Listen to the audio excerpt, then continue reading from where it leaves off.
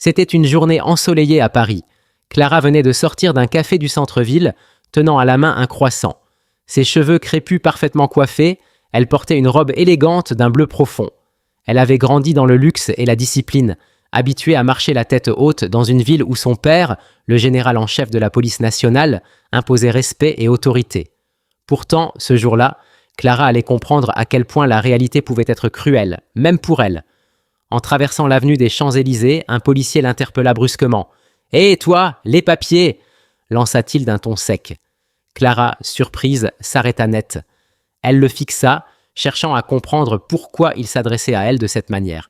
Mais ce qu'elle lut dans ses yeux n'était pas le regard professionnel qu'elle connaissait si bien par son père. Non, c'était du mépris, de l'arrogance teintée de suspicion. « Excusez-moi » répondit-elle poliment, en contrôlant l'agacement qui montait en elle. « Tu as bien entendu, tes papiers. C'est une zone sensible ici. On ne laisse pas n'importe qui traîner autour. N'importe qui. » Les mots résonnaient dans sa tête. Elle connaissait ce ton. Elle l'avait entendu dans les histoires racontées par ses amis, mais jamais elle n'aurait pensé en être victime. « Je n'ai rien fait de mal, officier. Pourquoi cette demande ?» répondit-elle, tenant bon. Le policier haussa un sourcil, un rictus méprisant aux lèvres. « Tu penses que parce que tu parles bien, tu es au-dessus des lois? C'est quoi ton nom ?»« Clara. Clara Diallo, » répondit-elle, le regard perçant. Le nom ne sembla pas éveiller de reconnaissance immédiate chez l'agent.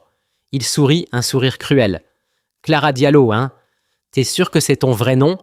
Et t'as volé ce sac aussi ?» Autour d'eux, les passants commençaient à ralentir. Certains murmuraient, d'autres regardaient ailleurs, gênés. Clara sentait les regards posés sur elle, sentait la chaleur monter, mais elle refusa de baisser la tête.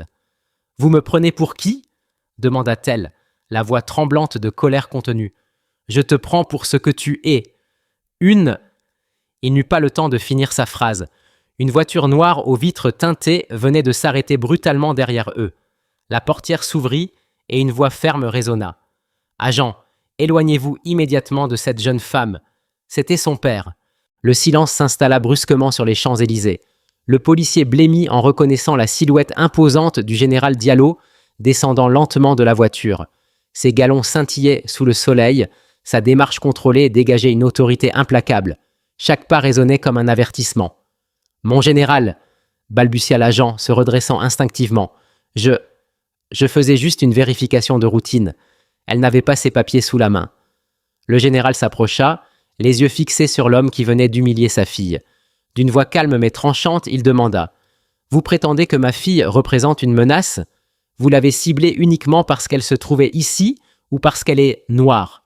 Les passants, sentant que la scène prenait une tournure grave, s'étaient arrêtés pour observer. Certains filmaient discrètement. Le policier cherchait une issue, mais le général ne lui laissait aucune échappatoire. « Je ne savais pas, » tenta l'agent, les mots se perdant dans le brouhaha ambiant. « Vous ne saviez pas quoi? Que chaque citoyen mérite le respect? Que vous représentez l'État et que votre devoir est de protéger, pas d'humilier ?» Le ton du général se fit plus sec.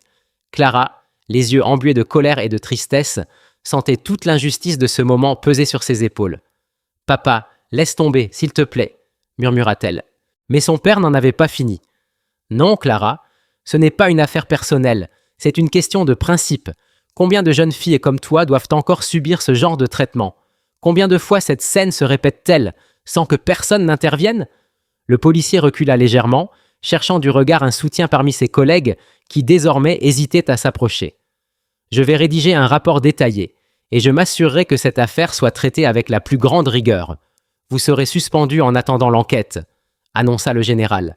L'agent tenta une dernière fois de se justifier. « Je ne faisais que mon travail. »« Votre travail ?» Le général le fixa droit dans les yeux. « Votre travail est d'assurer la sécurité de tous, sans discrimination. Aujourd'hui, vous avez failli. » Un silence lourd s'abattit sur la scène. Clara sentit une larme rouler sur sa joue. Non pas pour elle-même, mais pour toutes les fois où des jeunes comme elle avaient été brisés par un système qui les regardait de haut. Elle murmura « Et combien d'autres ne seront jamais entendus ?» Le général posa doucement une main sur l'épaule de Clara, sentant sa douleur silencieuse. Ses yeux cherchaient à la réconforter, mais une lueur de tristesse trahissait son impuissance face à une réalité qu'il connaissait trop bien. Il se tourna vers les passants, sa voix portant au-delà du cercle de curieux. Cette scène n'est pas un incident isolé. Combien parmi vous ont vu ou vécu des humiliations similaires sans jamais oser parler? Aujourd'hui, je veux que cela change. Pas seulement pour ma fille, mais pour chaque personne qui a été victime de ce genre d'injustice. Un murmure parcourut la foule.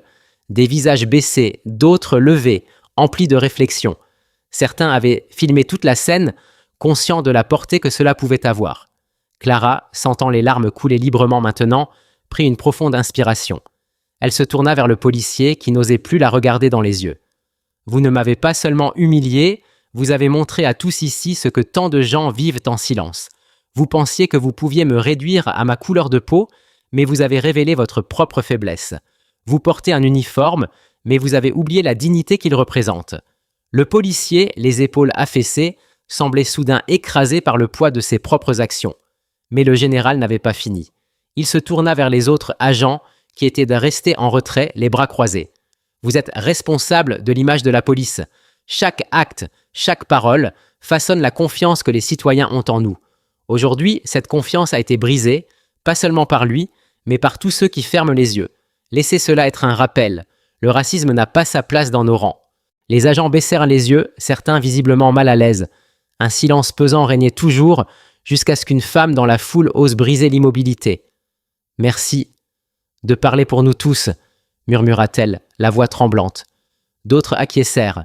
Un homme ajouta « Il est temps que ça change, vraiment. » Clara se sentit submergée par une vague d'émotions. Elle avait toujours su que son père était respecté, mais voir cet instant de vérité partagée lui donnait une nouvelle force. Elle regarda les passants, chacun avec son histoire, ses douleurs.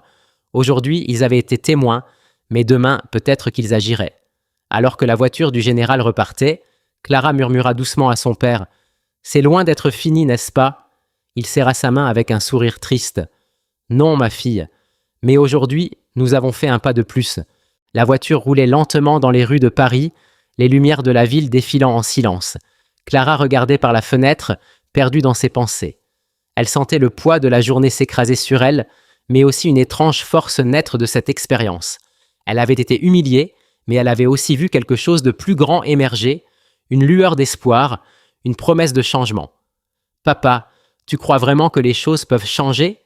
demanda-t-elle doucement. Le général fixa la route devant lui, son visage marqué par des années de combats invisibles. « Le changement ne vient jamais d'un seul moment, Clara. Il vient de milliers de moments comme celui que nous venons de vivre, de gens qui osent parler, qui refusent de se taire. Aujourd'hui, tu as fait face. Demain, d'autres suivront. » Clara tourna la tête, réfléchissant au visage dans la foule, à la femme qui avait remercié son père, à l'homme qui avait murmuré qu'il était temps de changer. Elle se rendit compte que son combat ne faisait que commencer, mais qu'elle n'était plus seule. Arrivés devant leur maison, ils descendirent en silence. Avant d'entrer, son père posa une main ferme sur son épaule. « N'oublie jamais ce que tu as ressenti aujourd'hui. Utilise cette douleur pour construire quelque chose de plus grand. » Clara hocha la tête, les yeux brillants. « Je le ferai. Pour moi et pour tous ceux qui n'ont pas eu cette chance. » Elle entra dans la maison, une détermination nouvelle illuminant son regard. Le général la suivit, un mélange de fierté et d'inquiétude dans les yeux. Il savait que la route serait longue et difficile, mais il venait de voir en sa fille la force de ceux qui changeraient le monde. Cette journée resterait gravée dans leur mémoire, non comme une fin, mais comme un commencement. Un moment où une humiliation s'était transformée en leçon, où une douleur s'était transformée en force, et tandis que la nuit tombait sur Paris, Clara savait que le vrai combat ne se gagnerait pas en un jour. Mais elle était prête. Si cette histoire vous a touché et que vous souhaitez découvrir d'autres récits aussi puissants et inspirants, abonnez-vous à ma chaîne. Cliquez sur le bouton s'abonner et activez la cloche pour ne rien manquer des prochaines vidéos. Votre soutien fait toute la différence. Merci de faire partie de cette aventure.